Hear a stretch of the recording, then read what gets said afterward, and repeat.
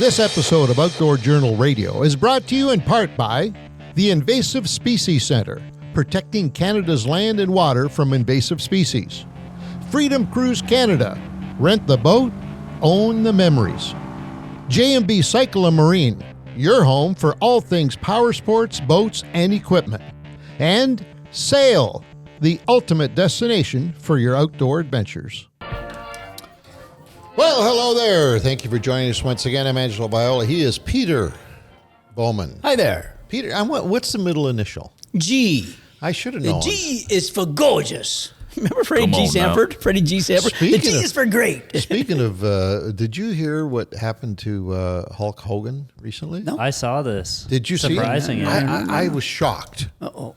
I was shocked. What? Well, they had a big to-do on, for those of you who watch WWE on Netflix. Give me a hell yeah! Yeah, that boy watches it. On their debut, they had the usual big fanfare and stuff, and the Hulkster was brought in to do a promo. They booed him off the stage, apparently. Now, Dean, you saw that. How bad was it? I just saw the highlights of it, so I saw what you saw. It was pretty bad. Like everyone everyone booed. I don't know what happened. Yeah, I mean, sure it wasn't either. just your typical WWE booing for the bad guy or good, Right. cheering for the good. There was something there. Well, the Vince McMahon documentary that came out a while ago. Apparently, he was in that and didn't look very good in that documentary. Well, he backed Vince. Was that what he did? I didn't see it. Yeah, I saw that, and he was a supporter through it. I don't know whether that would have been. I don't know, but I don't know. The whole point of that, I don't even know why I'm bringing it up, other than the fact that obviously I watch way too much WWE. They've never turned against him like for real. You know what I mean? They did with the NWO there and all that but stuff, that was part of the shtick, right? Yeah, and he had a bunch of good guys, but he was. wow. Oh my God! See, I told you this before. I've never been a fan of Hulk Hogan. Never. Not as a kid. The vitamins and the kids and all that. No, you didn't go. He was one of those guys I just did not care. I always wanted to see him get beat and stuff like that. So well. I don't know why. But Anyways, I hate to see that because he's an iconic figure. he is. There's no doubt about it. He is, and he put Vince where he is. He helped put Vince where he is. You know what I mean? No you doubt need the about it. actors in there. So No doubt about it. Characters. But anyways, I don't know why I brought that up other than The Hulkster. The Hulkamaniacs are hating him. what a wonderful, and maybe I brought it up because I've already read, normally we don't do this, by the way, for those of you who watch regularly, you know that most of the stuff that Dean gives us, we like to keep it fresh, meaning that we very seldom read through it so that when we're actually confronted with, say, the question of the week or any comments that you might have, we deal with them. It's fresh, right? We deal with them the way we would deal with them if we were in person. But I happened to read in advance today what that letter was, and maybe that's what prompted me to think that. Maybe. Because in essence, that's happening right now to us, unbeknownst to us, with this one particular Good point. author of the letter. We'll get Good to that point. in a moment. Good point. But it prompted us to thinking this episode today is going to deal with something that maybe a lot of folks out there are curious to find out exactly how it works, and that is what goes into, we do these wonderful Fish in Canada episodes every year. But only to some. Some don't think they're that wonderful anymore. Obviously not everybody Wait till you hear this agrees. letter. It's a good one. So we're going to kind of dissect that today on this program. What goes into the episode? And I'm not just talking about the 5 days in the field and the 72 hours of post-production and the number of people that work on each episode, but what goes into actually setting them up? There's a lot more to it than people would probably think. They might, imagine there's a lot, but to hear it, and we're just going to wing it as much as we can. We got some stuff written down, but we're as good as anybody to wing it with this stuff, right? So and if we remind each other of something. Should be a great episode. Don't go away. But first, I have to talk to you about this lovely garment that I have on. Well, you got another one there. I don't think I've seen you wear this one yet. No, this is the first. That's my favorite colored one, that one. Now, favorite in the color of the hoodie, not necessarily the graphics, correct. Right? The hoodie, but the graphics look very good with it. They look good on it. They look very but good. This is our Chinook tee. Or no, hoodie. I was prepared for a different one. You were prepared for a different one? Yeah. I thought that was your favorite. Me. Well, okay. I'm wearing that one. If you could roll back time, which I know you can. If you could roll back time. I came on this very show Heavy metal. prior to this hoodie being released to the public, and I made a prediction that it was going to be our #1 seller. You did, and it is. And guess what? It is. Looks very orange there, though. It's not orange. No, it's not orange. It's not orange. It's a camel. Not Camel. Caramel. Caramel. Caramel. That's karma. Camel. Anyways, it's our #1 selling hoodie, and not sure whether it's because of the color of the hoodie, because apparently that's not the color, but. Might be the pickerel, or right? whether it's the old pickerel, the old walleye. Yeah. Whatever it is, it's outselling every other hoodie that Eating we've a square got. bill crankbait, too, I see. I didn't Yes, notice sir. that before. Come on, Yes, sir. now. Oh, boy, that guy's good. sir. Where's got that one?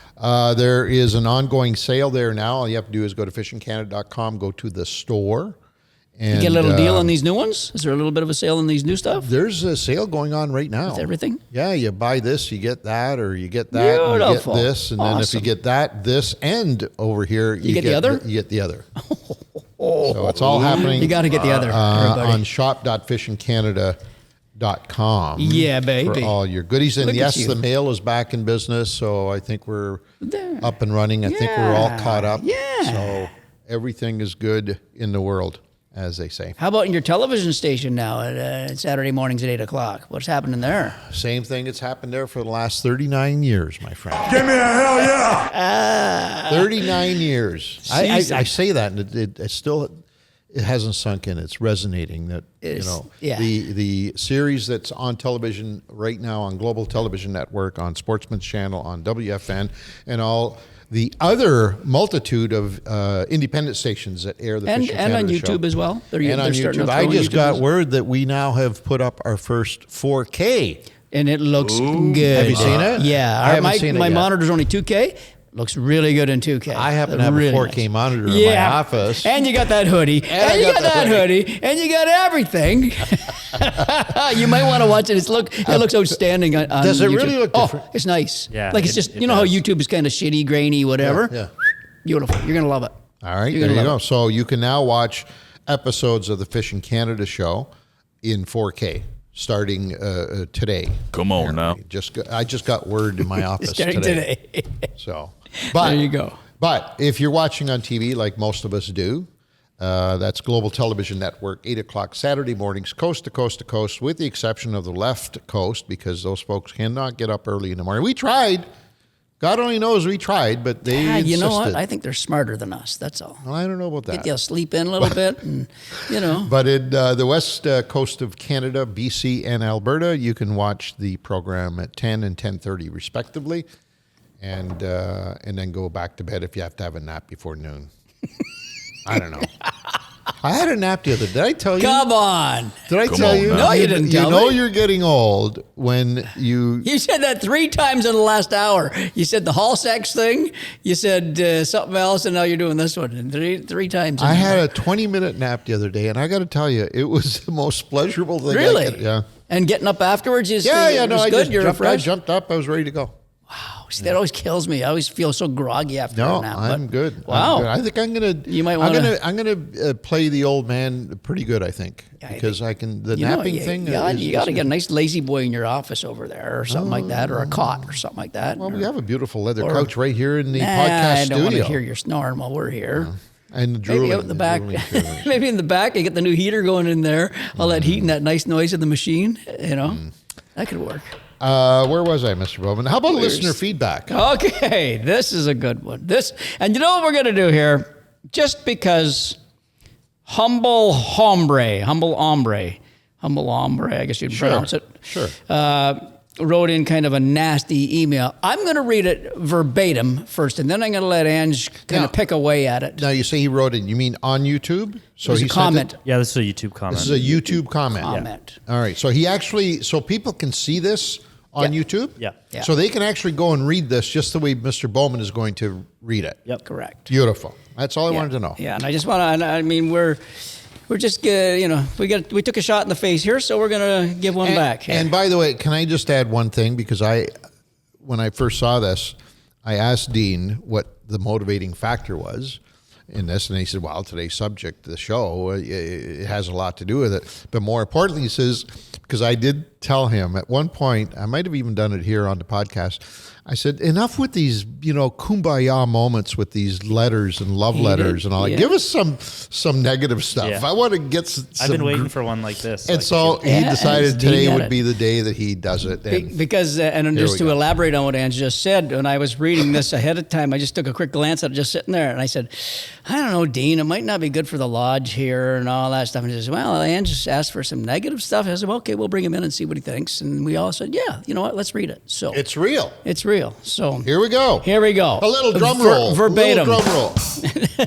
Verbatim. Here's a drum roll. It's the worst drum roll I've ever had. No, I wanted the long. I know you're looking for it. You don't have that. Okay. On you, Dean. Quote. This is from, what's his name, Ange? I got to go back a page. Humble hombre. Humble hombre. Okay. Humble hombre. Thank you for writing in. Yes, our YouTube. Thank you for commenting. Yeah.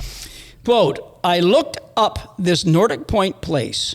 Shit me, ... I remembers why I stopped watching this show. These guys just took expensive and all-inclusive free vacations. It is 20 hours drive from Toronto. The cost is so high that you must call a special person to talk about your trip. This was no longer a fishing show. It became an advertising agent for the most expensive, highly pampered, pretend fishing vacation. I'll bet if you insist on a type of fish, they'd build a netted area and stock it for your stay. This show went from exciting and fun to vacations of the rich and boring. There you go. Oh my! All right. I remembers when too. All right, Humble. Let's dissect this, shall we? Pie.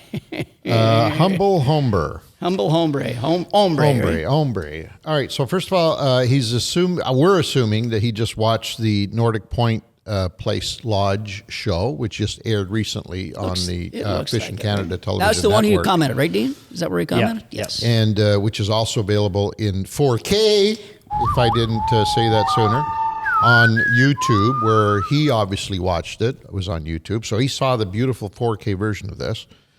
And he says now he remembers why he stopped watching this show, meaning the Fish in Canada show. So he had forgotten, somewhere along the line we offended him, and he had forgotten that offensive act, whatever it was. Something offended him back then. And so he somehow stumbled onto the show once again, which we appreciate, by the way. Yeah, he says, shits me, I'll start watching it again. That's what he's saying, right? Probably Shits me, I'm just going to start watching it and give him just in case I was wrong the last time. Another chance. Okay.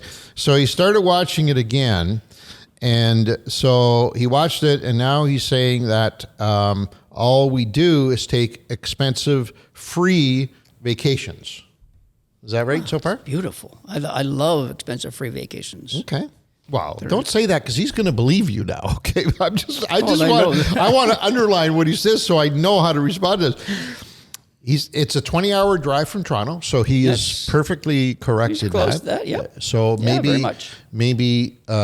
So I'm assuming he just wants us to shoot programs that are less than 20 hours from his drive place, from wherever. Well, we don't even know where he lives. Yeah. Dean, do we know where he lives? No, we don't on YouTube. No. He's an hombre. He might be in Mexico. So I'm not sure. We'd have to find out where he lives in order to cater to him. So somehow we need to see if we can reach out to him, find out where he lives, and we'll start shooting in his neighborhood or something. Start with. Fix that problem right away. And then he says the cost is so high that you must call a special person to talk to about your trip. Do you understand that line? Well, they have, as in most lodges, they have a number that you can call, if you want more details, et cetera, on your trip, right? They all do that. You can't just get all your information. He's saying the cost is so high. The cost is up there on the site, correct, Dean? Yep. I just tried to book myself, and you can. You can actually get the costs on the site. So I don't know what he means by that. The cost is so high that you must call a special person to talk to about your trip. So I can't deal with that one because I really don't know what he's talking about on that one. And the lodge that we were at is quite a high-end lodge, and it's not too high. It's very competitive with all the other lodges out there. And for a high-end lodge like that? Honestly, my humble opinion, I know I'm talking to humble, but in my humble opinion, they're not that costly. No, for what you get. Compared to a lot of the places that are out there, this place is very well priced. I'd say it's a mid-range price camp. But he says that he then realized that this was no longer a fishing show. I'm assuming there he means the Fishing Canada show was no longer. Or was it this episode? This was no longer a fishing show. Yeah, maybe he didn't like the Get In There segment. All that stuff. You know what I mean? He might be picking this one apart as it So sits. he says that episode was no longer a fishing show, right? Maybe. It became an advertising agent for the most expensive, highly pampered, pretend fishing vacation. Well, okay. All right. So first of all, we dealt with the most expensive. Yeah. Not. I don't even know where that came from. Highly pampered? Yeah, that's for sure. They all pamper you the same. These all guys, these lodges. I want to tell you right now, they look after you at this lodge. So if you're looking for a place to go where they actually tend to all of your needs and make sure that they anticipate any requirements you might have, Nordic Point Lodge would be the place to go. If you're not looking to be pampered, if you want to be treated like, yesterday's trash, this is not the place to go. So he's right there. Yeah, okay. Right? Yeah. He's right. He's absolutely right. And there are both out there. There are sure. some bad lodges out there, but the most. But Nordic Point is not one of those. Not even close to because that. they will pamper to you. Your every whim will be looked after. So he's right. Don't go there if you want to get a good experience in terms of being looked after. Then he says, I'll bet you insist, if you insist, on a type of fish. So you're phoning them up and asking them. Right. They'll actually build a netted area and stock it for your stay. Yeah. Cannot vouch for that. Although I'll tell you, and we've been to a few places, they know their shit. In other words, if you say, I'd like to, keep in mind, this is an episode that is kind of unique because this lodge, unlike most places that we visit, it's definitely not one-dimensional. They have over 100 lakes that you can access and stay at Nordic Point, and you can take day trips into 100 bodies of water within a couple of hours of the lodge itself. So if you say to them, hey, listen, tomorrow I'd like to go speckled trout fishing. They say, yeah, no problem. You're going to go to Lake XYZ and you're going to fish this end of the lake and you're going to use this bait and you'll get probably your personal best speckled trout.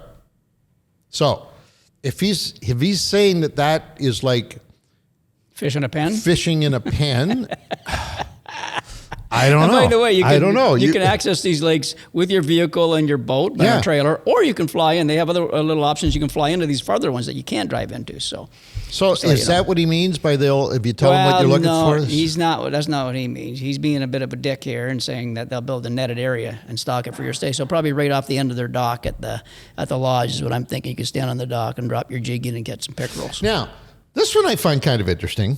His last comment was this show, and once again, I'm going to now go on. See, I was thinking this show meaning the Fishing Canada show, but maybe he's talking about this episode. Yeah.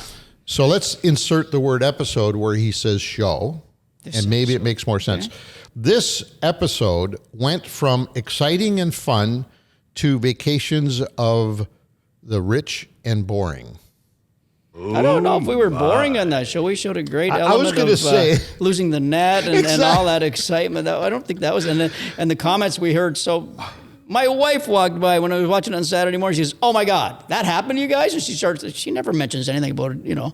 She even got laughing at it. So how could it be for the rich and boring? We got lake trout, we got walleye, we got northern pike, we got smallmouth. So that's not really boring.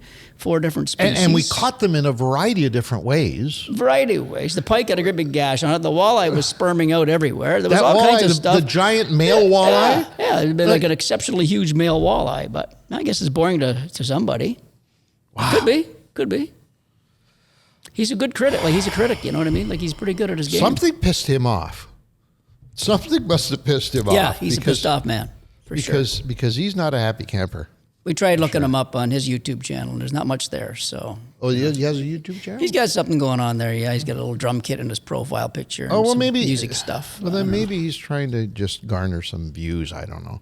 Maybe. Yeah. I don't know. And if good for him. If this is just a ploy to market himself, I say good for you for doing it.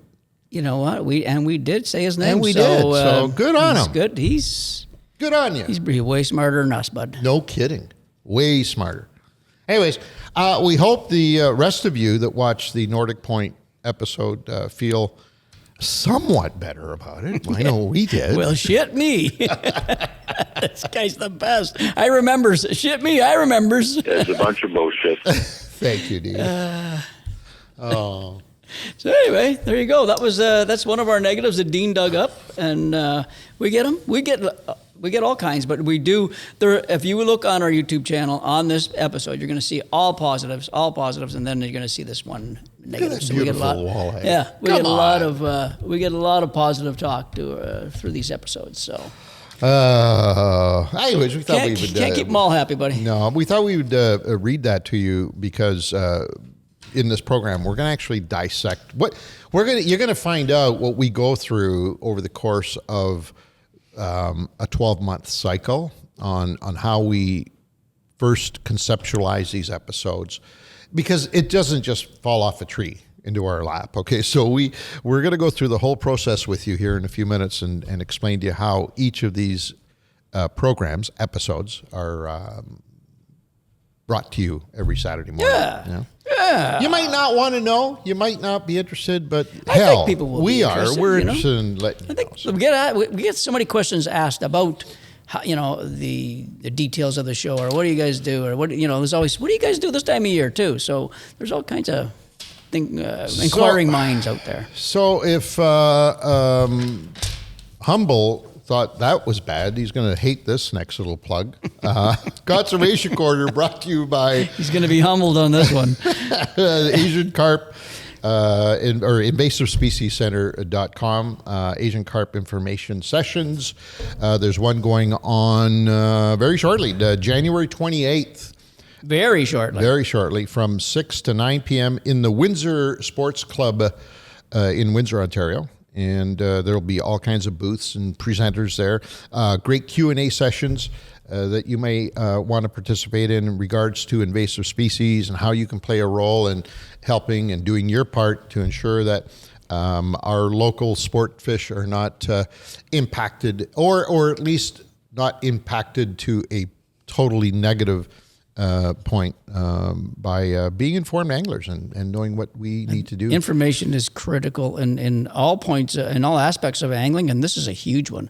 If we can, everybody as anglers can arm themselves with good information in their mind about these invasive species, especially the ones that are right in the old waters that our fish are in, then you know what? You're armed with the stuff, and you can make good arguments. And one day, if it gets to the critical point, we can have a strong say in what happens. You know what I mean? Do you think Humble Hombre really gives a damn about any of this stuff? I think he stopped listening by now. No. Yeah, I don't think he's here. Yeah, he's probably gone. Don't say that. Yeah, you guys pisses me off. No. Yeah, it's not what the intention was. By the way, if you do go to one of these workshops, the one in Windsor in particular, coming up at the end of the month, you could win all kinds of goodies, including, but not limited to, a Yeti backpack cooler. Come on now. 400 buckaroos. Yeah. I think Humble would be worried about this if push came to shove, and his favorite lake that is 4 minutes from his house got annihilated by Asian carp, and he couldn't catch his bluegills or whatever he's after. He'd probably get pissed then, I would think. I don't know. Maybe they can let us know. And maybe you can let us know too. Dean pulled this out. And I don't know what the numbers are, and I don't want to know, Dean, but this would be a very small percentile of what you get in. This was the only one that was negative. The only one. Yeah. Okay.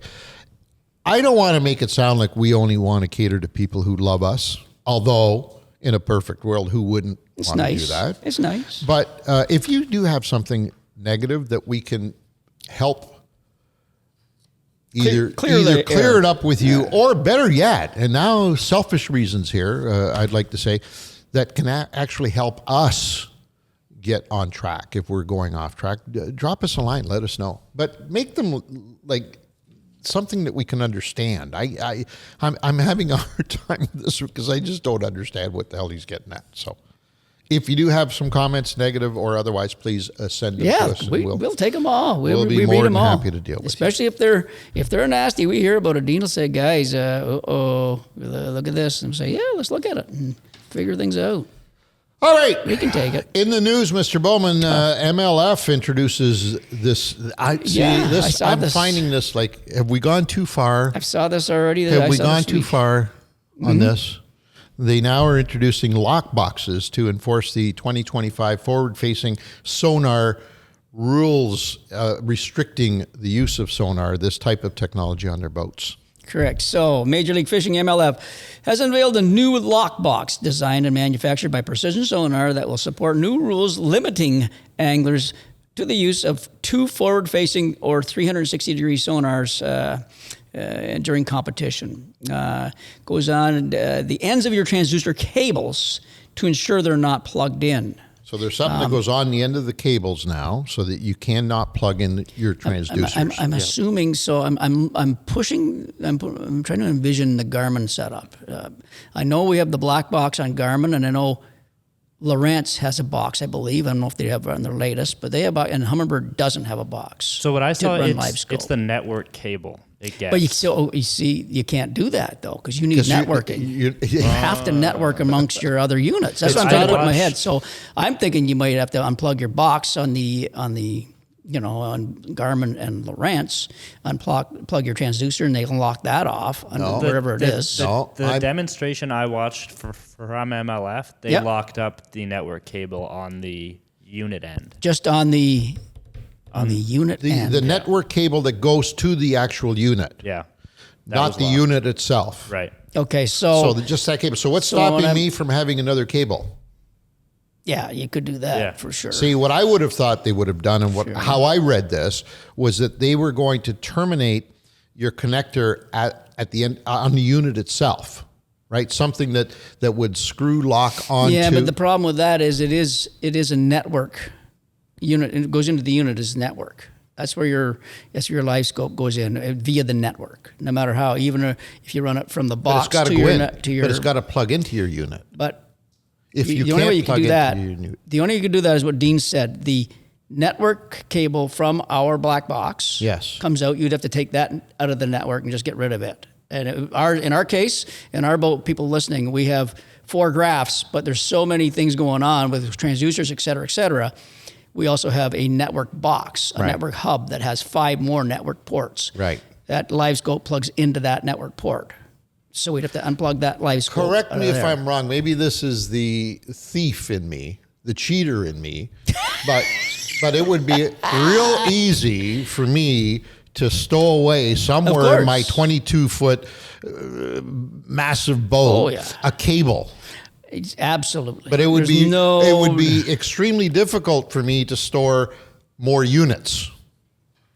More screens. Yes. So I would think that if I'm the person coming up with these rules, I'm smart enough to know, hey, a cable, you put it in your pocket. They're not going to body frisk somebody. I can put a cable in my pocket. If it's just terminating a cable, I'll replace the cable. But I can't put screens in my pocket. These are massive pieces of equipment. So by just terminating a cable from the network box to the screen, to me, you could certainly run another cable. Yeah, you just forget it. Why are you going through the trouble of making up stupid rules if you can't enforce them? This doesn't enforce anything. They got to cut their transducer plugs off. Yeah, exactly. Cut them off, and then I'll put it back on at the end of the night. Like, this is a joke. It's a joke. So it also tells me something that I'm a little bit concerned about, that MLF went to this extent because there may be some cheating going on already. Well, they're certainly trying to stop the cheating. That's for sure. That's the only reason they did this, right? These are professionals, for God's sakes. And they're doing it only part-time, right? They're doing it every second day or whatever. Right. So they have to take it off. They can use forward-facing one day. They have to take it off the next. BASS is limiting the number of units you can use, transducers you can use. And then the other MP Pro, what is it? So the Pro League is taking everything out completely. Anyways, I'm confused as hell. And I'm also, as I said, concerned that MLF thought so highly that there's a possibility of cheating that they would go to these extents. But I guess that's where we are today. And the thing is, I don't know who'd be making the money out of this, because Precision Sonar is basically loaning the boxes to them, right? They're giving you the box, they're putting the box on, locking it, taking the key away, and then at the end of the day or the end of the derby, they come back, unlock it, and take the boxes back. No, not the end of the day. The end of that day you can't use. Yeah, just the that day that you can't use the. Like, it's a lot of effort here, right? Yeah. There's a ton of effort going on. Yeah, so Holy it's, mackerel. but you know what though? You know, when you look at it and think about it, I mean, I love all these pro anglers. They're great and great and great and great. But there's always a cheater or two in this world. People cheat at everything, right? There's criminals at everything, and it's just, I hate to say it, but it's friggin'. I take back what I just said. I saw how, for those of you who caught that, by the way, I applaud you. Why would I think that MLF pros are above the temptation to cheat when things like NASCAR, of all things, they have to run those cars every day through a template shop? Yeah. There you go. Every car has to roll into the shop where you've got like 100 technicians with templates. There you go. And they put a template on every aspect of that car to make sure that these multi-billion-dollar manufacturers that are in the business don't add that push. quarter of an inch exactly. to quarter. Whatever. Forget that. 16th to 32nd. Yeah. Yeah. So what was I thinking? You're right. Good on you, MLF. I agree. What was I thinking? Like I said, there's cheaters everywhere, right? It's up for grabs. There's money. Let's say $100,000, a couple $100,000 up for grabs.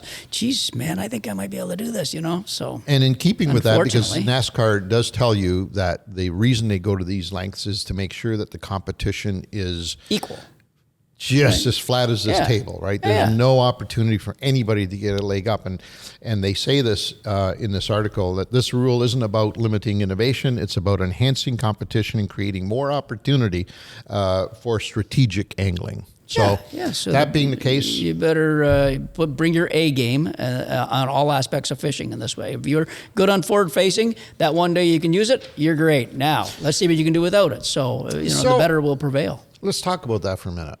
Because I'm sure that a lot of these, if not all of these anglers, are using forward facing during the pre-fish days that they're allowed to. Mm-hmm. And then obviously they have to lock them up or whatever. Right. Whatever they some, just to, some are very reliant on it, and some are very just reliant on it. There's still some old school boys that love to hit the bank, and they will do everything they can to not use forward facing. So that's what I was going to ask you. As a two-part question. I'll ask it in two parts. Part number one, do you think it's possible for the anglers who are totally reliant on forward-facing sonar to utilize the technology on their pre-fish day and then garner all of that information and be able to deploy what they've learned on the competition day without the actual units? Oh, for sure. There's going to be some of that, for sure. I mean, you're dropping 30 waypoints out there, that are open water waypoints. The waypoints are necessarily forward-facing. No. But let's just say you've got a school that's on a rock. You know what side of the rock they're on, and you know everything that you got them that day. Then you go to that waypoint and you start positioning your boat and hoping that they're still there. You know yourself what's there right now. You blink and it's gone. But I'm saying it could work for them. Right? I see it as a disadvantage. And we go part two of the question. What do you mean disadvantage? Well, I'll tell you why. Because part two of the question is, do you think the old school philosophy of finding fish and catching fish without forward-facing sonar, do you think that philosophy now will prevail in these high-end competitions because those anglers are not reliant on forward-facing and they can focus on what brought them to the party in the first place? Absolutely, right? Especially those guys that brought them to the party. Those guys are kings of that stuff, right? The John Coxes of the world and guys like that. They're just, these guys are the forward-facing guys, young guys that maybe aren't so experienced in the heavy, thick shit of getting her out there and just going. They're going to be afraid of guys like that now. You know what I mean? More afraid of guys. I think as they should. Yeah. Because, and I can only use us as an example.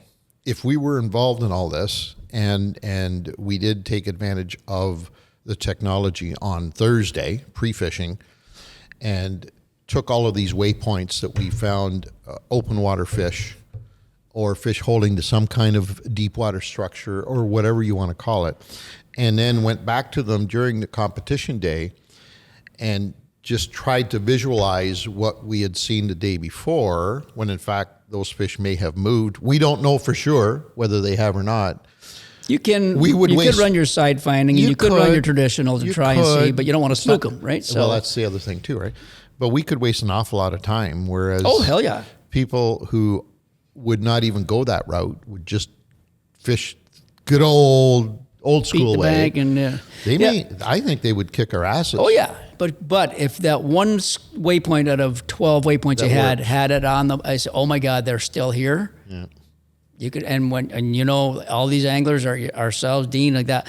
Once we get a couple, our head starts turning, our wheels start turning. Oh, maybe I can do this. Oh, this is better. Oh, that bait's better. You know, and then you can really capitalize too. So if they're there, it'll be interesting to see at the end of the year, Dean. Maybe you can kind of give us a recap a few months into this new system. I think all the leagues are going to have a lot of updates. I think it'll look completely different everywhere, especially the open water stuff. Like people will just be abandoning it.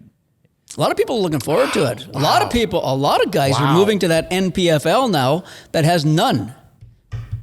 There's a lot of movement towards that league now that have zero forward facing. It's like, whoa. Things are changing in this game. And, you know, I could get, this is a whole show. We could get into it because the money is getting less and less. The sponsorships are getting less and less. The anglers are getting pissed off. MLF's going to BSS. BS is moving on. They're going to NPFL. There's a lot of shit going on right now in the professional bass world. And the monies are not getting any better. It's getting worse. No, they're getting worse. And they're going to continue getting worse. And I feel sorry for the guys that are, you know, trying their asses off to make a living at it. And this is happening. But it'd be interesting to see how it pans out. Keep us informed, would you, Dean? Yeah, maybe for sure. Maybe we can have. You know what I'd love to do is have somebody on from both sides of that debate. I know the against guy, Blauke. Yeah. Or Blauke, yeah. No, but he doesn't fish tournaments. So but tournament anglers who are saying, yeah, no big deal. I don't rely on it anyways. And then tournament anglers say, oh my God, the sky's falling. How am I going to fish? Yeah. It'd be interesting to get them on the program. And it would. So see what you can do. Eh? Sure. Make a note. I don't see you writing stuff when there you go. Look at that. His old book. It's not as new as your book, though, right? Yeah. That nice new book you got. He just want to talk about that.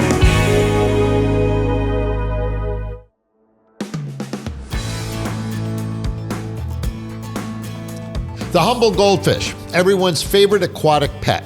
It's small, easy to care for. What's there not to love? Even the cat may be mesmerized by the color and movements of your aquarium friends. Goldfish are great at home, but don't let them loose. Releasing goldfish or other domestic aquatic pets or plants into natural environments is harmful to both your pet and the planet. Goldfish disrupt ecosystems by outcompeting native species for food and resources in degraded habitats. They contribute to algae blooms, they kill aquatic wildlife, and pass viruses and diseases contracted in aquariums to wild fish. They could even live up to 40 years and grow as big as a football. Anglers, this is where you come in. If you find a goldfish at your local fishing spot, report it to the Invading Species Hotline or go online to eddmaps.com.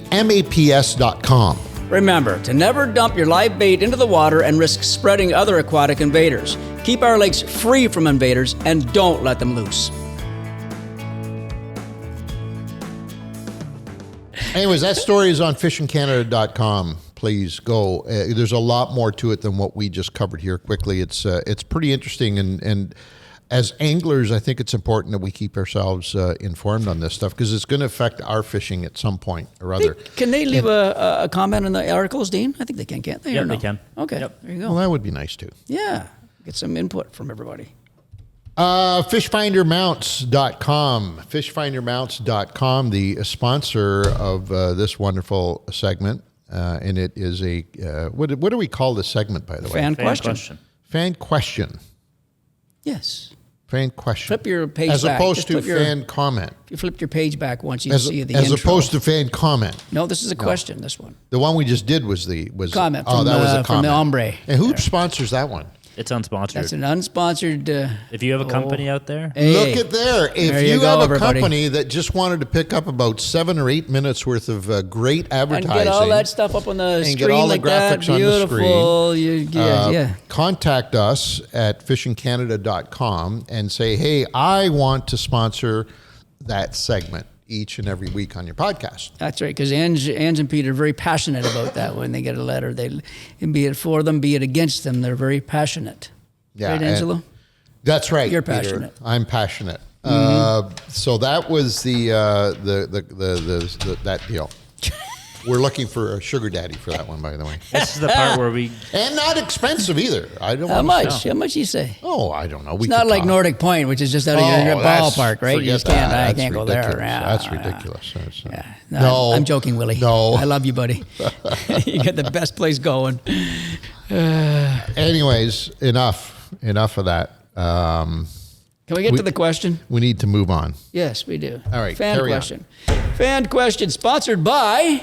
Fishfindermounts.com, baby. Wait, And we're- if that's a commercial, then that was it. If that was a commercial, we just had one. Fishfindermounts.com. If you have any need for devices that will make your electronics come to life more than they already are, you need to go to fishfindermounts.com, check out all of the different arms and There's a lot of brackets and hangers, and you got to see the stuff. If you haven't been to fishfindermounts.com yet, I don't know what else to tell you. I watched a Muskie YouTube just yesterday. I watched a Muskie YouTube video, and they were using fishfindermouse.com. Of course, the whole world's using it. Good stuff. So, question comes submitted by J. Irving. J. Irving 7167 via YouTube. Look at the YouTube Jay stuff we're Irving. getting. Don't they own the oil, the gas? Oivink. Mr. Oivink. Yeah, the gas Yeah. stations down Guy's east. got some money. And he's a candidate for $100, by the way. So if this is good enough, What? Oh, yeah, this is a Oh, candidate. buddy. Whoa, Hey, whoa, J. whoa, whoa. Irving. You can't just throw that out in the middle of this. Like, what are you, crazy? You might as well wait until I read halfway through, Dean. No, I want you Oh. to know what you're reading here. Now you're influencing us now. Yeah.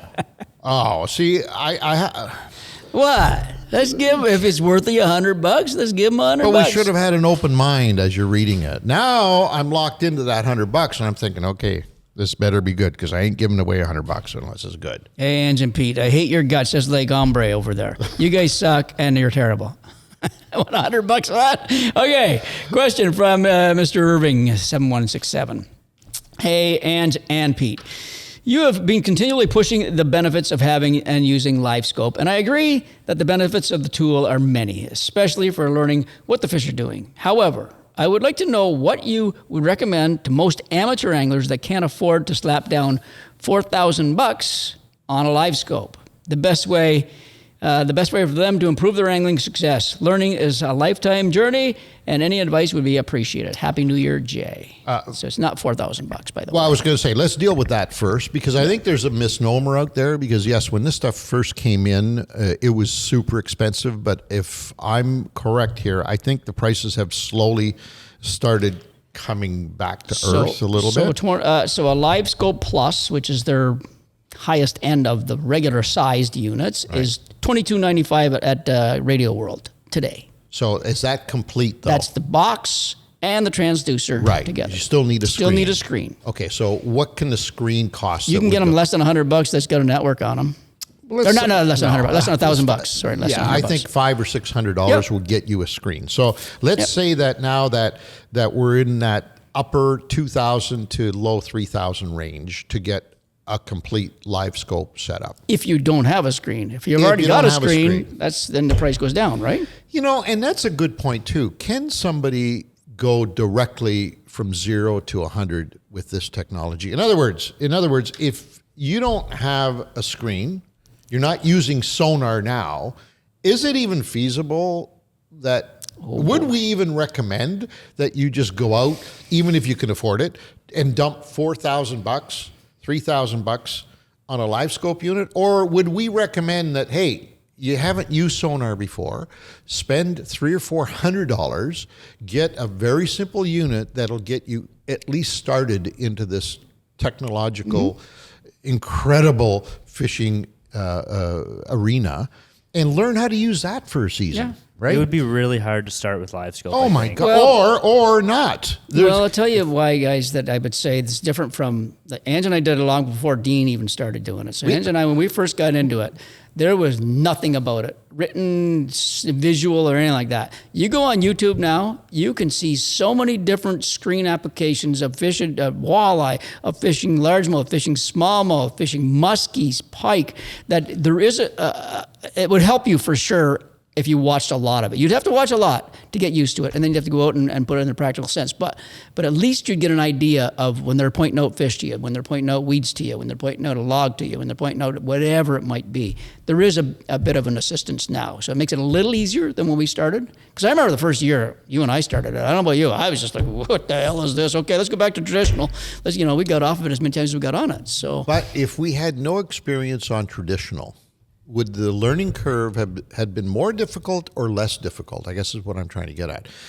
I say that because I want to go either way on this, right? Because when you've been using traditional for as long as we did, well, we started using it before it was even invented. Flashers. We had flashers right. at first. So it's hard sometimes. It's not a clean slate. You come in with a whole bunch of knowledge that now you have to convert to a whole different level. And sometimes that curve is hard to break, right? You've got these old habits that you now need to get rid of because the technology today is so different. It's not even, you can't even compare the two.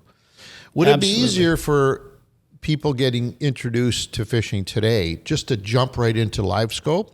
Or would you do what I just suggested that they do, and that is introduce yourself to sonar first, right, and then make the jump? Dean, you're younger than we are. What's your opinion of that? I think it would be hard. So I learned with normal sonar as well, like traditional. And okay. So in my opinion, that got me to understand like structure and looking for bait instead of fish, and which that is different on LiveScope, I guess. Totally. So totally. I don't know. It's actually a good point. See, the thing is, guys, if let's say that the money's no object. Yeah, money's right? no object. Yes. So you buy this whole LiveScope package with a compatible unit. You have everything else available. You have your traditional, you have your maps, you have side, you have clear view, you have everything else there. So if you don't want to have the LiveScope, you still got everything else. So you'd have to say LiveScope only or the other stuff. But there's no such thing as LiveScope only. Right. But nobody would buy LiveScope to use traditional sonar. No, but you would use it. I'll guarantee it, because if you're not using it, you're not using it. You're going to do it. When you don't understand one screen, you're going to stay on that screen? No, you're going to flip around and say, wow, what's this? Oh, hey, that traditional screen. I see that hump there. Yeah, okay. But how many times have we done that even now No, today? I'm just saying, but you can't get it without. So they would have, they'd have They'd it have all. the option to go backwards. Yeah, exactly. They have all the options. But what I'm saying is invest the $300 or $400 in just a simple, basic screen that gives you regular sonar and cut your teeth on that versus money's no object, right? Versus buying a full-blown LiveScope unit and just starting at that level. Yeah. Would it be easier or more difficult, do you think? It's a tough one, man. Think about that. You're talking real time versus, a traditional sonar that is history. Yeah. Right? I myself would recommend, if you're not going the LiveScope route, you have to buy something with mapping and you have to buy something with side imaging. Get that transducer that does it all. All that stuff is all built in one transducer. So the mapping and side imaging, if you can afford it. Well, you know what I mean? The J. Irving, 7167, I think he is saying, can you talk to us anglers who do not have any of this technology right now about how we can improve our fishing today? Because he's saying improve their angling success. Yes, to improve our angling success. Okay, if you can't afford, I'm saying if you can't afford LiveScope, you need to get side, and you have to have good mapping. Is what I'm saying. You got to pay that extra $200. All right, That's what I'm saying. I think we got off track. I got off track of this. Let's deal with what he's asking. He's saying forget that. Let's not talk about. He said forget the $4,000, isn't he? That's a good question. See, I don't know. See, that's the way I'm looking at it. He's saying, is there a cheaper way of introducing myself to some kind of technology. Maybe that's what he's saying. And that cheaper way, first of all, can I make something perfectly clear?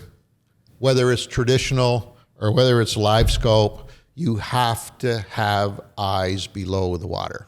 Today, that's a given. You have to have eyes below the water. There is no way of getting around it, whether it's traditional or LiveScope or side imaging, whatever it is, you need to be able to know what it looks like down below your boat. We've always said that. Like right? It's been from day one with us, for sure. So to answer his question, yes, you need some kind of device on the boat that will tell you what's happening down below.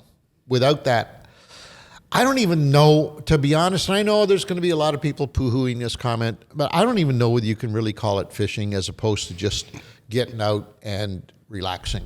I think that's what it should be called at that point. Just get out. It doesn't matter whether you're fishing or not. You could be relaxing on a golf course. You could be relaxing in the backyard. You could be relaxing, I don't know, a million different ways. I just don't think you can call it fishing anymore if you don't at least have some way of knowing what's going on under the surface of the water.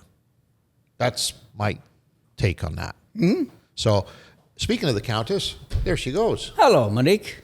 So that's my take on that. I think, how long would it take Monique to learn LiveScope? Oh, she'd have it. She probably already knows. Get her in the boat she first. She could teach us all about it. I'd love to get her on the show. We had such an interesting debate today. Oh, I would love to get it on this show. But anyways, I'm working on it. It's a whole show. That's another show. That is not the Outdoor Journal. You can make a whole new show with that one. You guys should do that. So Jay Irving, here's my take. You need to get some kind of device that will tell you that you're in 10 feet, 15 feet, 30 feet, 40 feet, whatever the depth is. You need some sort of device that will tell you there's a hump over there. You need some sort of device that tells you that underwater point breaks at 17 feet. You got to, because today, if otherwise, yeah, I guess you could just put her in troll and you and the boys go out and just drift or troll or whatever. Yeah, you could. But, unfortunately, we don't know a lot about that. No. I can't even add to that because it's pretty. What do we know about that? Even if we were stuck without fish finding equipment at all, whatever, we'd still try and figure out the bottom with bottom baits or something. We'd say, oh my God, there's some weeds down there. Hey, there's a weed bed there. You can find the edge. We'd use marker buoys to mark the stuff. We would feel a hump. You'd feel that sinker hitting a boom. There's a hard bottom right there. You know what I mean? Then you feel we would try and learn whatever we could. Why? Because we know the structures that attract fish are attracted to. How do we know that? Past experience catching fish. And we've seen.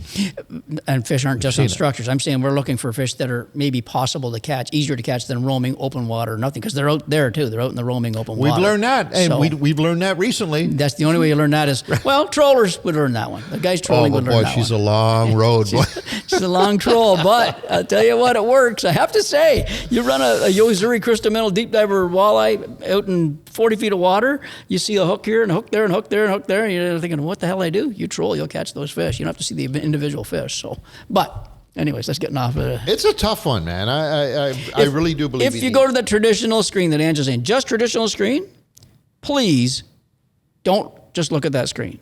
Learn what that screen is telling you. When you see a difference in the bottom thickness, try and figure out what that is. Drop your anchor down if you have to feel the bottom. Whatever it takes to learn what this thing is showing you, because there's a lot of intricacies in traditional too. So you learn that thing and you get good on that. You're on your way to everything else. So it would be less about finding fish and more about learning what's down there, right? Yeah, but finding fish is good. Yeah. I mean, traditional shows you fish too. You learn what it looks, a nice hook on there, and et cetera, et cetera. You can learn a lot from a traditional screen. So he ends up by saying, learning is a lifetime journey, and any advice would be appreciated. And boy, nobody would agree with you more than the fact that learning is a lifetime experience. And I got to tell you, I don't think there is a shoot that we go on that we don't come away with learning something. Absolutely. We try. We want to learn something out there. Right? Absolutely.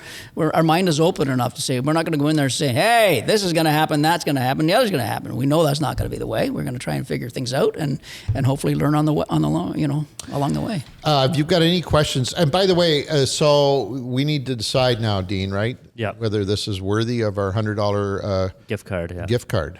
Yep. Well, obviously he's strapped for cash a little bit. He can't buy a LiveScope unit. But I wish now we had $100 sonar that we could give this guy. $100 gives it over towards Garmin. Yeah. All right, Dean, give him. Okay. All right. Give me a hell yeah. Jay Come on Irving, now. congratulations. Good question, Jay Irving. You just won yourself a $100 gift card for fishingcanada.com, the store. Or store.fishingcanada.com, whatever you want to do. I've given up telling you how to get there anymore. $100 worth of goodies for you. Enjoy on us. And yes, Happy New Year to you too, Jay. Yes, buddy. A belated Thanks Happy for the New Year. question.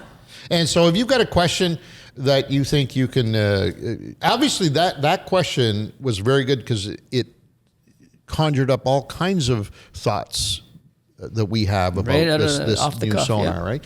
And that's the type of thought-provoking question we'd like you to ask. Don't just say, hey, what was your favorite fish? Because you ain't going to get a $100 coupon. Let me be perfectly honest. That's not a $100 question, right? No. That is not. This was a very well organized and displayed and executed and returned. And I'm not spell checking them anymore. This one nailed it. I didn't spell check anything. Yeah. So Jay Irving, 7167, congratulations. How's he going to know? I'm going to find him. You're going to find him? I'm going to track him down after the show. What do they have to do? Like, explain to me how this works, because it's $100. All right? Yeah, so they have to be subscribed to our YouTube channel and leave a comment. So they have to go to YouTube. They have to go to Fishing Canada YouTube channel. Yep, on any of our videos, you can leave a comment underneath. Any video, and it doesn't matter what video. Like this guy could be on episode one where me and Danny Thompson were on 30 years ago. Exactly. After that, I'll find it. And then you'll find that you have to go searching for that. Like, no, it sends me an email. So you automatically get this. So you don't have to work. Like, lie to me. Tell me you have to spend hours and hours agonizing over the whole. I'm in the archives in the back looking for all this stuff. Yeah. Just pulling the tapes out. Come on, Dean. Come on, work with me, buddy. I want to feel like I'm getting my money's worth here. Okay. So go to any of our YouTube product. Anyone, even I'm assuming this very podcast. Yep. So that would be the preference. Right. So somebody could be watching this right now on YouTube and say, hey, why can't I win $100 buckaroos got 100, like Jay Irving? I got better questions than that guy. There you go. Put a comment right underneath this one. Right now. Perfect. As we speak. And Dean will apparently magically. Now, it's a question, not a comment. It's a question. No, question. Right? Nice. Thought-provoking. Thought-provoking question. Yeah. We like them. We like questions. Like, for example, nobody has asked us, who the hell is the Countess anyways? Is that worth $100 though? I would like to answer that. I'm not going to now because that would not be fair. But we keep referring to the Countess. But anyway. I call her Monique right there, so they know it's Monique if they're listening. I just say, "Hey, Monique, how you doing?" So they know that Countess is named Monique in the first name. Right on. So, okay, I don't know if that means anything, but all right. Anyways, go there now. And by the way, even if you don't have a question, would it hurt to subscribe anyways? I mean, I think that's a good thing, right? It helps us. Yeah. We do love doing this program, and we have been doing it now for a little while. We would like to continue doing so, and if you think that we should continue doing so, one of the best ways you can show us is by subscribing.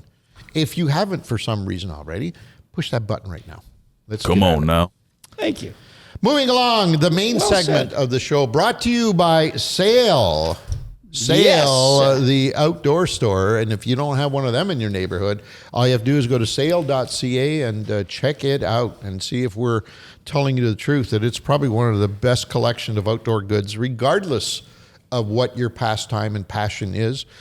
Fishing, hunting, camping, hiking, skiing, snowboarding, kayaking, canoeing, you name it, they have something for you there, and they will be more than happy to ship it directly to your home. And you can get on their emailing list too. If you want to know all the specials that are coming up, maybe we get absent-minded. I know I'm an absent-minded kind of guy, and all of a sudden, every week, Sail says, hey, Pete, there's 50% off on a bunch of items. Check this out. And you go on the site, and it's like, whoa, what is that? Sail. Sail is your home for all things ice fishing, including rods, reels, and this is the perfect time for that. Clothing and much, much more. Head on over to your Sail store or bookmark this their website, which is sail.ca. That's sail, S-A-I-L. That's an acronym, by the way, in case you're wondering. Has nothing to do with a sail. What does it stand for? I used to know. Is it French, En maybe? français or anglais? Ouais. What? Franglais? Well. sail.ca. It's a store that they bought, an old Quebec-based retail store. Wow. Yeah. Hey, there you go. Now I got to find that out now. And shop. There's a great question. Yeah, not worth $100 now, though, is it? Well, I don't know. I might be motivated for that. You can also still receive up to 60% off for some items on sail.ca.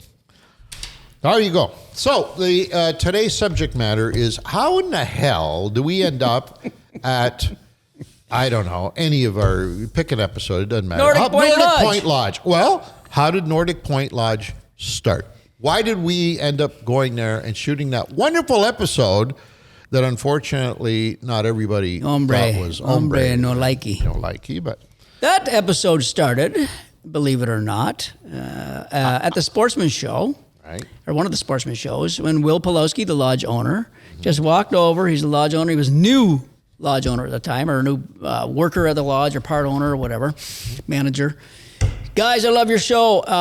What's it going to take for me to get up there? I need to get you guys up there to show. Well, where's your lodge? Well, it's up in northwestern Ontario. What do you got for fishing? He tells us blah blah blah blah blah. How's your website? Well, it's under construction right now. See, there you go. Blah blah blah blah blah. This is not a contest on speed. I want to know, how did this come about? As soon as he said muskie, I said, nope. And then we went on to, no. He has muskie, he has smallmouth, walleye on his main lake. Crappie, I think, are on his lake, and we didn't get into the crappie. Pike, northern pike, that's a small, that's a 5 species list, not a small. I mean, there's a species list of just their lake. And then they have a surrounding lakes that we never even got into. So he told us about the fishing. We know it's northwestern Ontario. We know Parole Lake is in the vicinity of Lac Seul, et cetera, et cetera. So it's in the mecca of good fishing. So now the fishing part is, okay, we have to look into the fishing now. We have to look into the facilities. We need to find the website. We need to find pictures, et cetera, what they have, who's their boats, motors, trailers, sponsors, if they have what we want, and all that kind of stuff. Let's stop there for a moment, because that's important. You told me to go. Well, I know, but everything for you is short form. Like, I need some details. So, for example, Mr. Bowman, who doesn't get involved in these things, but Mr. Bowman just brushed over the fact that we have to find out things like boat and motor companies that will be prevalent. No, but you're not explaining why. And they're saying, what difference does it make to you? I've got that all written down later in these notes. Well, okay, but do it chronologically so that it works, you see? That's what I think. Why is it important that we know what the boat and motor company is? I don't know. Tell me. Okay, because you see, much like Mr. Bowman, you probably don't know that this company, in order to move forward, which, by the way, we have for 4 decades, in case you were wondering, needs to pay some bills. They need to pay some bills. They need to pay, for example, the employees of the company. They want to get paid. Therefore, this is no different than the job that you do at work. Or whatever it is you do, wherever you work, the people that pay you have to sell something in order for you to make an income. Well, this company is no different. I know people think that in the fishing industry, that's a fairy tale. They're benevolent. Well, it's not. Well, you're benevolent. We know, they all know that by now. But they know better. It's not true. So we have companies like Prince Craft Boats. And I know we were making fun of Humble earlier on because he didn't like the commercialism in that episode of Nordic Point Lodge. But we do have to pay bills. Therefore, we have to sell our goods. And our goods, in this case, Boat and Motor Company, who have been with us for almost the whole part of that 40-year journey, they need to get some return on their investment, and that is in the form of advertising. Now, it's not necessarily traditional advertising all the time. A lot of times we'll do what we're doing right now, and that is just making sure that you're constantly aware of the brand that supports us, because without that, we would not be here. And without your support of those brands, definitely we would not be here. So those play a very important role in this whole process. For example, another one that we need to mention now would be, because we don't necessarily want to put a financial burden on the operator or the venue, then we'll look for alternate ways, not ulterior, alternate ways of funding that episode, usually through a tourism department. In this case, Nordic Point Lodge has to be vetted through Ontario Tourism. Correct. And what are some of the problems with that, Mr. Bone? Maybe we could go into the problem. that part. So we work with Ontario is our biggest partner as far as tourism, and then after that we will work individually with other provinces that either they're seeking our help or we're seeking their help when we're looking for episodes like New Brunswick and like Manitoba, like wherever, it doesn't matter. They're all the same. But no, Ontario is our big one. In Ontario, the constant problem we run into is we're not the only ones in Ontario that shoot TV shows. We're not the only TV show. So was a pot. Maybe now it's getting closer to pretty much to now. But before there was a pot, Baba Zumi, et cetera, et cetera.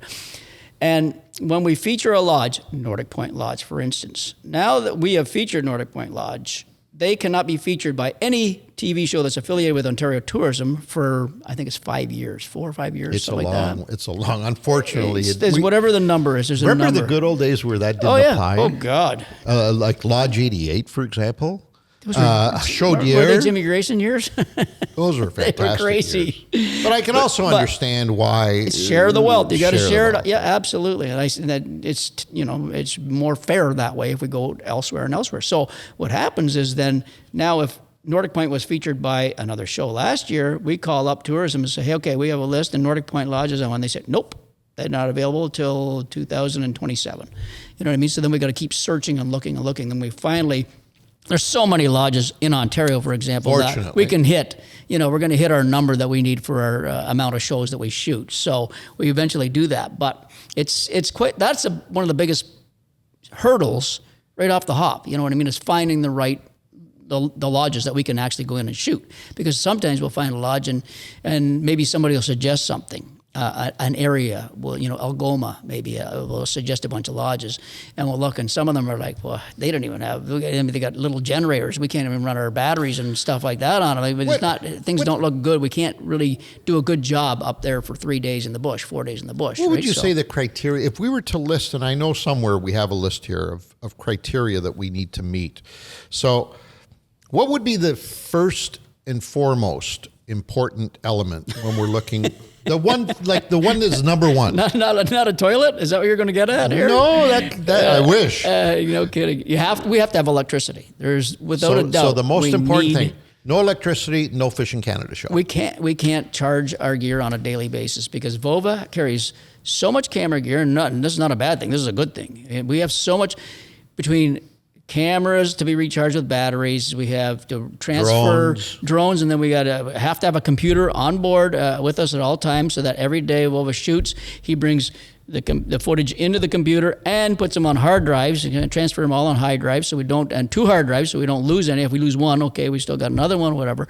We need electricity for all kinds of running our gear, charging our fish finders, charging our trolling motors if we have a trolling motor with us. Or something like generator do?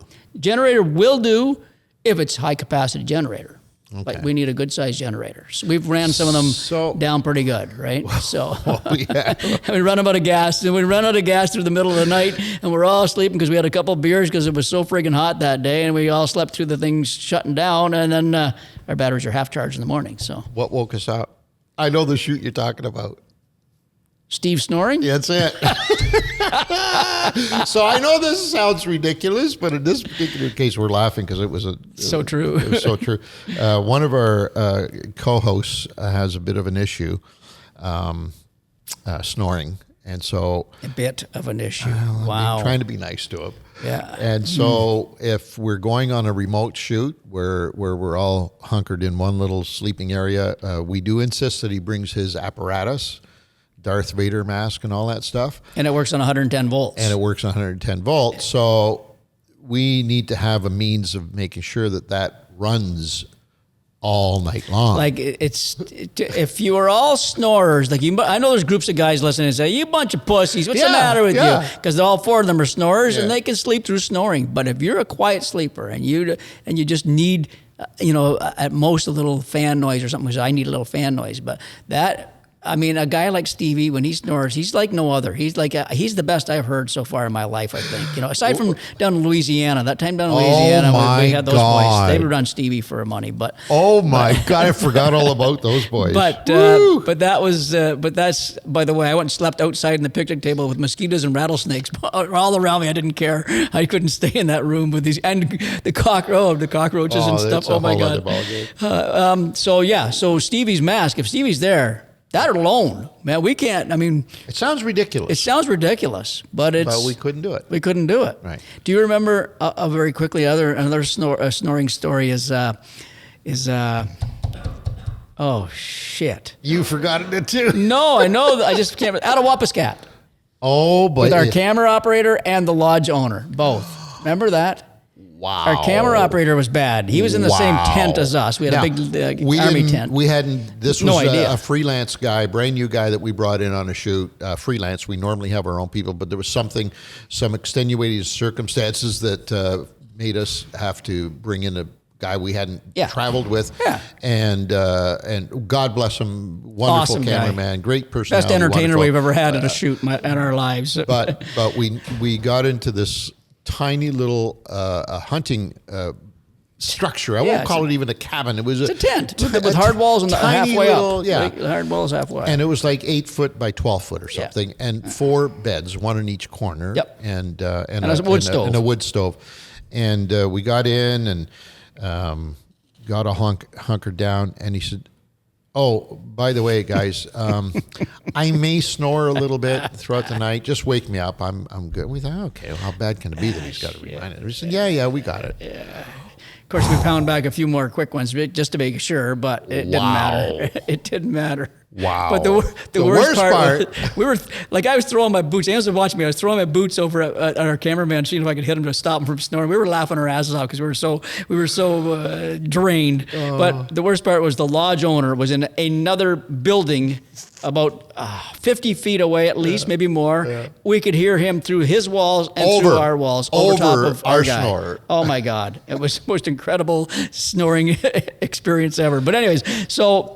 Yeah, it sounds like it sounds trivial, but it's important that we get our rest. Oh yeah, we need our sleep for sure on that. But the electricity is mainly for charging. You know what I mean? That's and Vova, we could function, we could do it without. But I know our camera op, he could not run the equipment. And no, nor should even try. The way in this day and age, just what it's what we're there for. Criteria 1 is electricity. Obviously, that's the first thing we look into. And let's say that it's good. We've got a good source of power, either generated or hardwired. So then next issue, which is as vital to the Fishing Canada show as anything else, how's the fishing, right? We need to know about the fishery. Gone are the days where we used to just book into these places without even looking at the fishery and just taking their word for it. Because we got, I'd say the first 20 years of the operation, we got railroaded into some pretty scary places in terms of their fishery. They used to call us up because they thought we were the Messiah for fish. If they were having a hard time with their fishery, they would call the Fishing Canada guys in to shoot a show because somehow we could magically make them appear, and all of a sudden their fishing problems would go away. And in most cases, we'd find out that the reason that their fishery was so bad is it was just a lack of fish management, poor management. Yeah, fished out pretty much. They were fished out. They'd keep everything. They'd kill everything. One particular one that comes to mind, they instructed their guides to kill every fish, even if the guest doesn't want it. Those are camp fish, and they're going to come back to camp, and we're going to feed people with it. It was just a bizarre concept. We found out too late. But we managed to pull that one out of the fire because we found the only place on the entire lake that still had a viable fishery, and we did the show. But we put a disclaimer on that episode about the fishery and the operator in general. That was one that I can say we did not have a very good report on. So you remember one now. I do remember that one. That one was such a long time ago. I have to talk to you after. I don't remember the one, so I don't know which one you're talking about. So remind me to. Trophy Lake Lodge. I don't mind saying it. Trophy Lake Lodge. I don't even know whether it's in existence today or not. Don't you remember? They had their, after a couple Ontario? of... Yeah. After a couple of days, they somehow got the where. We found out from one of the guides that the owner of the place had said that he wanted a tail put on us because we refused to tell him where we were fishing. where we eventually found the fish. And so we'd start seeing the guide boats out there just hovering around, drifting around, and we figured out what they were doing, and they were reporting back to them where we had caught these fish. Anyways, it was a nightmare, a disaster. So we learned from that, along with a few others, that the main criteria has got to be a healthy fishery, a well-managed fishery, because if it's not well-managed, we don't feel comfortable going in there anymore and advertising to you that it's loaded with fish and go in and have at it, because we feel a sense of responsibility towards that fishery. So it's got to be well managed, and well managed meaning that the owner of the operation, whether it's by enforcing the existing rules and regulations or implementing their unique and own fisheries management tools, they have to be responsible. They have to know that these fish need to be taken care of. Yep. And not to say that you can't have a shore ledge, not to say you can't. We're not doing that. But they have to most be. lodges now, like Will's Lodge, they've implemented an 18-inch walleye. You can't take them over 18 inches back. You can't keep them out if you're staying at the lodge. And that's great. It's a good idea. You know what I mean? So now that goes into the decision-making process. So we've got electricity. We've got strong fisheries management, either self-imposed or government-imposed. We know that it's a healthy fishery and it'll sustain folks going in there and having at it. If it's a fly-in, we try our best for mercury motors and Prince Crab boats. That doesn't always work out for us, but it's a lot of times you get these really old beat-up boats. You can't even tell what they are. There's some real beaters in there, but we try our best to do or get it. And that one's bitten us in the butt a few times. Oh yeah, we've flown in Prince Crab boats. Hasty Lake, remember Hasty Lake? We brought that one up. We trailered it up for them, and they thank you guys. Yeah. They bought it and they flew it in, and it was great. You know what I mean? So, but we have very understanding partners in both Mercury and Princecraft, in that they know that we do our best in order to make sure that we're using their product. Sometimes it can't be avoided because we just have a great opportunity to bring you an episode that you otherwise would not get if both Princecraft and Mercury were not very understanding. So we try and shoot around it. That's when the good camera operator comes into play, knowing how to capture the moment without showing other products in the show that may or may not be offending some of the advertisers. So we've got electricity. We've got good fishing tools, management, and good fishery, et cetera, et cetera. Now let's talk about some of the creature comforts. Would that be next? It's nice. It's good. So creature comforts food? for us, we travel. Food? Well, creature comforts includes food. We travel a lot over the course of a year, a season. We work long days. We do require some comfortable accommodations. We do require food, as Pete mentioned. Sometimes we'll bring the food in ourselves if it's a fly-in. Yeah, exactly. So now we have to and they don't have a main lodge. Right. Sometimes you can fly in, there's a main lodge too, but if there's no main lodge. So we need to make sure that that's all available to us, and we can get the food in, and we have the equipment at the cabin that we can prepare meals every day at the end of a day. We do require now, not so much in the early days, because we'd sleep on the floor if we had to, but and we've been into some pretty scary places. Oh, yeah. But one of the reasons we don't like to show those, no matter how good the fishing is, we try and avoid those places because we feel a sense of responsibility to you each and every week. When we say this place was great, well, Nordic Point Lodge would be a good example. I don't want to keep going back to that. Our rating of that lodge and that operation is extremely high. So if somebody asks us, hey, where can I go with Uncle Bill and my cousins? We want to take, first trip, drive to lodge in Northern Ontario. Where do you recommend? And it's our very first time where we've got, very limited budget or days available or health issue, whatever the case may be. We feel good about sending them to places that we feel good about. Right? Oh, yeah. So if we have to go to a place where you're sleeping on the floor, and I use this as an example, or there's ants, carpenter ants all over the place, like really bad mice conditions in there. And we'd rather not shoot there, not just because we're uncomfortable with it being there, but we're also uncomfortable telling you to spend your hard-earned money to go there. So we have that as a criteria as well, and it probably sits at number 4 Yeah. Right? Sure it does. So yeah, and it's not, like Ann says, it's not just about us, because we are relaying that to you. You are trusting us. Right. And, this is a great stay. And, oh, my God, the fishing was great, but I couldn't sleep for 4 days. You know what I mean? And, we try and avoid them. Yeah. To do everybody service, we try and avoid them so that we don't have to maybe throw a disclaimer out there with the episode, which we hate doing. You probably see, for sure, if you're a regular viewer of the Fishing Canada show, you've seen it throughout the years where we spend zero time talking about the menu. we spend the whole episode talking about the fish and the experience, and we avoid the venue because we don't want to have to tell you that it's a piece of crap, to be honest with you, because that's pretty negative and we don't want to have to do that, plain and simple. So we don't do it and we just avoid it. But now we've learned, let's just avoid going to these places anyways. So rest assured that when you see it on the Fishing Canada show today, it's civilized. It's civilized. It's the only way I can tell you. You will be comfortable. We'll feel comfortable sending you there. And doesn't have to be 5-star. No, it's just got to be civilized. Hell no. We've already vetted it for you. That's basically the bottom line to it. Yep.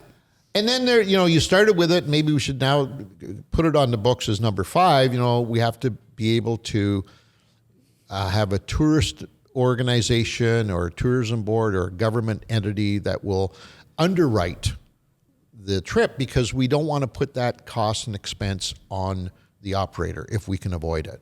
There is a cost for us shooting an episode of the Fishing Canada show. This is not a freebie. There is a cost. We have to pay the bills, like I started saying.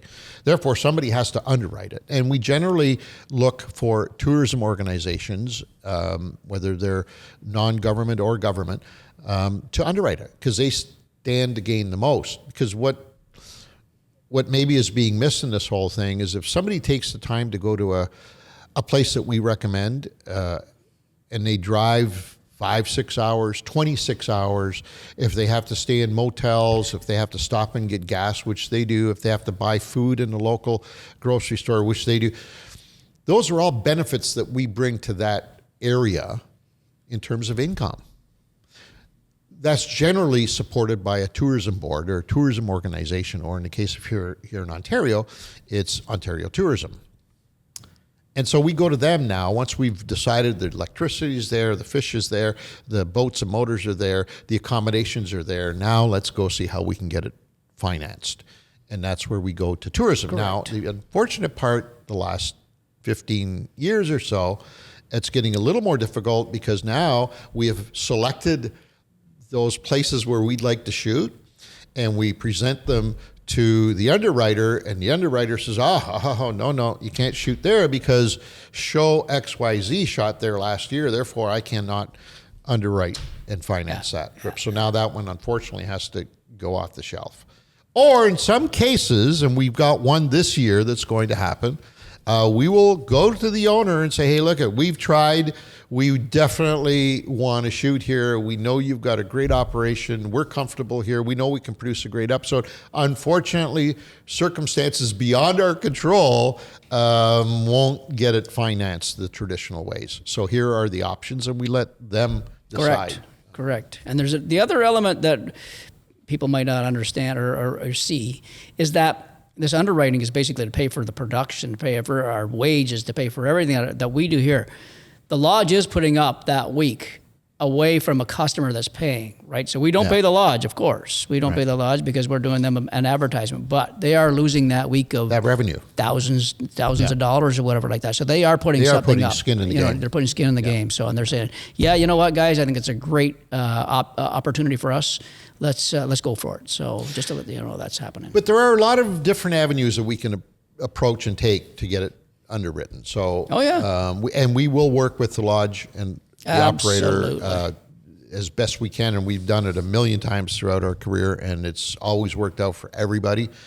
Sometimes it's just a little harder to do, and we Another problem we run into a lot is a lot of the tourism organizations run through new people all the time, right? There's always new people. So we just get the ball rolling in one province, and all of a sudden, Bill's not working here anymore. No, Jimmy's taking over. Okay, and then you got to start over again. And that, I guarantee you, just that one changeover, it takes another year. Like you're done for that year, so now you got to look for the 2027 sort of thing like that. So there's a lot of hiccups in that.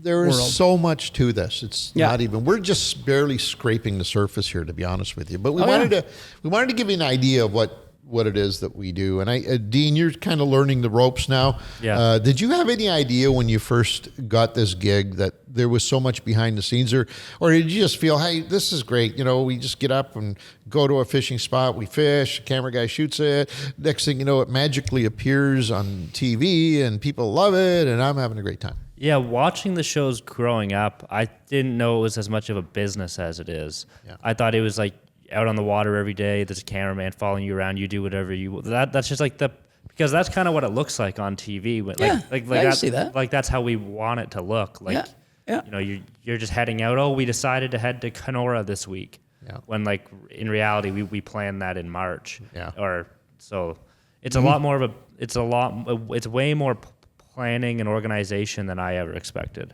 Yeah, and it's a lot. And that's not even talking production. Well, and so the element that, like, also, so if we book a shoot now, the research and the gathering of materials and stuff, that all starts now as well. So like we need a storyline because we can't just head there without anything. Good point. We need all like the images from the lodge if they have any, the video if we're going to tell a story. Like we told a story about a mine last year. It's great. So that started, I think we shot that show in June, and that process started probably in January. Yeah. So it's a lot of work. And as well, when we're looking into, like we are looking into shows right now, we are picking up for our 40th season of airing, and we're not just doing that here too. We're also editing the shows that we're already in, putting these shows out. So we got all kinds of other stuff to go along with these jobs of that. So it's not, if you could do that full time, you could probably have her dialed in pretty good. But you got so much going on around here in this office that it's it's a slow process, tedious. And we're not complaining. We love doing what we're doing, and we thank you for supporting us throughout this whole journey and years. Can I? Okay. Yep. I was going to say, I'm going to tell everybody how one of our shows, because I was working on it today quite a bit, how they evolve. So Ange, Dean, I, Vova, and Nick were up at the Northern Ontario Conference this year in North Bay. Tourism conference.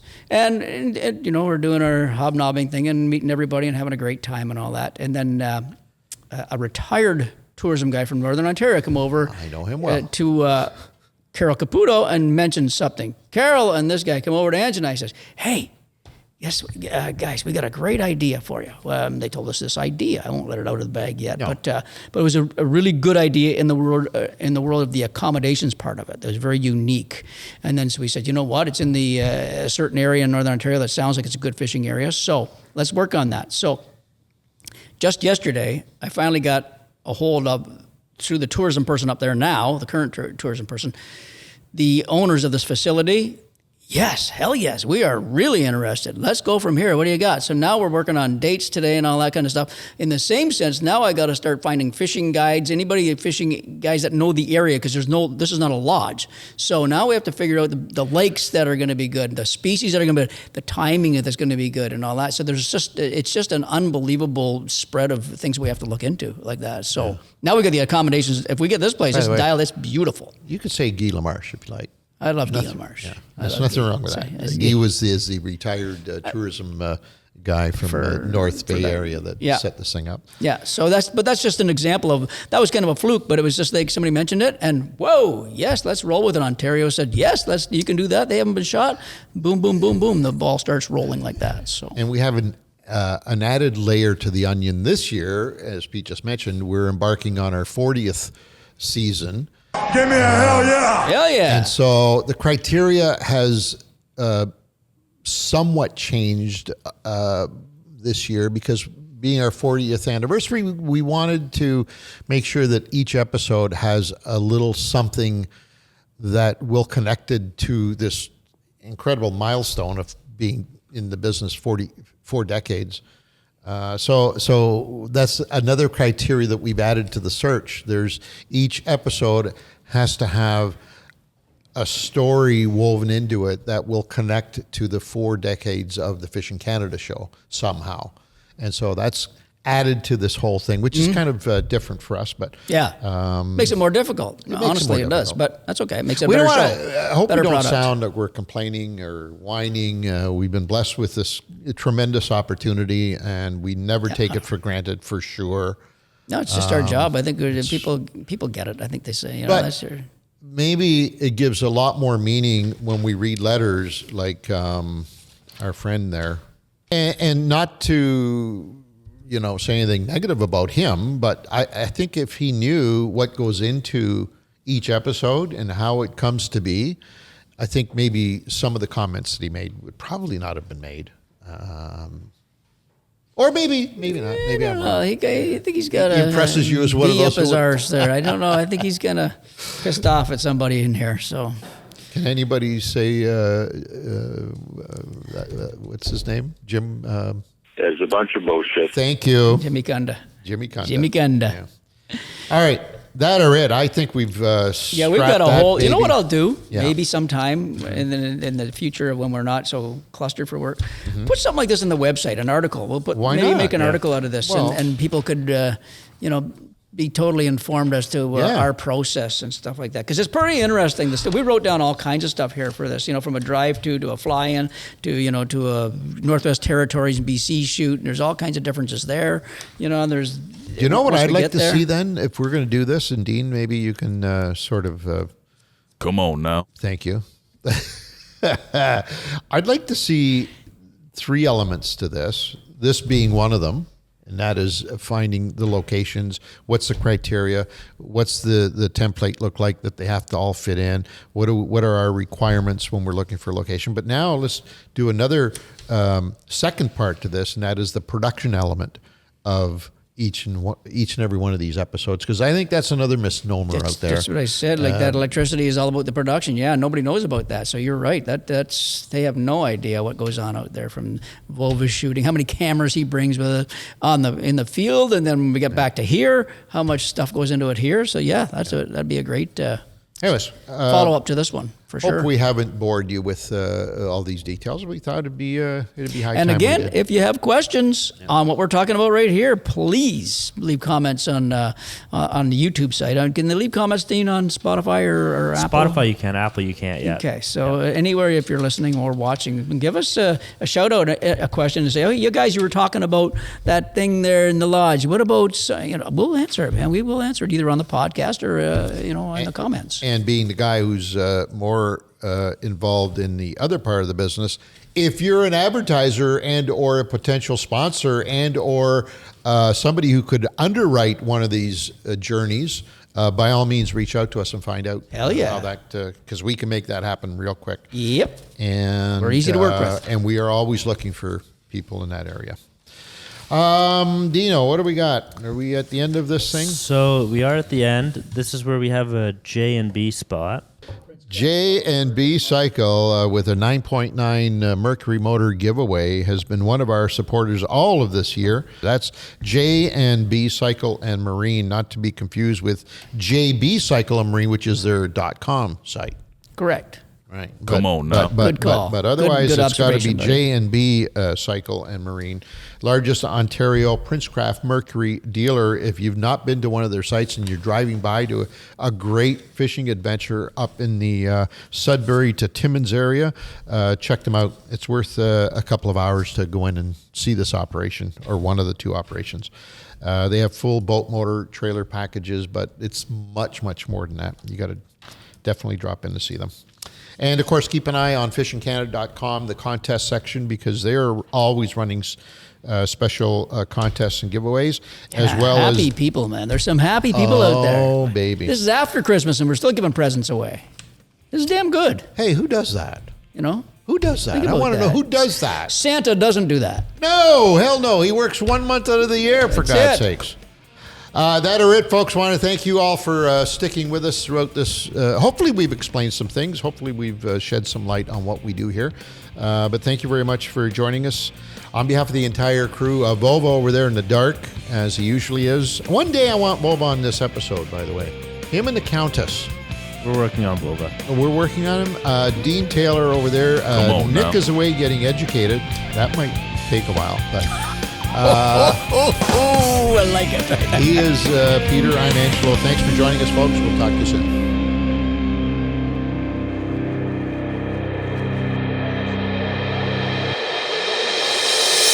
This episode of Outdoor Journal Radio has been brought to you in part by the Invasive Species Centre, protecting Canada's land and water from invasive species. Freedom Cruise Canada, rent the boat, own the memories. J&B Cycle and Marine, your home for all things power sports, boats, and equipment. And Sail, the ultimate destination for your outdoor adventures.